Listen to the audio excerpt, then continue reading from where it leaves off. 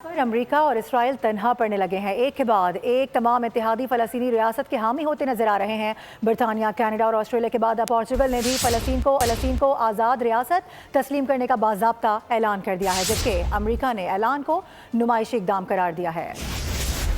मगरबी ममालिक ने फ़लस्तीन को आज़ाद रियासत तस्लीम कर लिया। बरतानवी वज़ीर-ए-आज़म ने वीडियो पैगाम में तस्दीक कर दी। केयर स्टार्मर कहते हैं 2 रियासती हल मशरक़ी वस्ता में क़याम अमन की राह हमवार करेगा। कैनेडियन वज़ीर-ए-आज़म मार्क कार्नी ने भी सोशल मीडिया पर जारी पैगाम में कहा कि कनाडा रियासत फ़लस्तीन को तस्लीम करता है और रियासत फ़लस्तीन के पुरअमन मुस्तक़बिल के वादे की तामीर में अपनी शराकत की पेशकश करता है। ऑस्ट्रेलियाई हुकूमत ने भी फ़लस्तीन को बतौर रियासत तस्लीम करने का ऐलान करते हुए कहा है कि फ़लस्तीनी रियासत को तस्लीम करना 2 रियासती हल की बैनुल-अक़वामी कोशिशों का हिस्सा है। पुर्तगाली वज़ारत ख़ारजा के मुताबिक फ़लस्तीन को तस्लीम करने का फैसला इनकी ख़ारजा पॉलिसी की एक बुनियादी और मुस्तक़िल सोच है। ऐसे में अमरीका से इस इक़दाम की मुखालफत सामने आ गई। महकमा ख़ारजा ने यह फैसला नुमाइशी इक़दाम करार दिया। कहा, अमरीका की तरजीह संजीदा सिफारतकारी है, नुमाइशी ऐलानात नहीं। अमन, इसराइल की सिक्योरिटी और गैरगामालियों की रिहाई हमारी तरजीह है।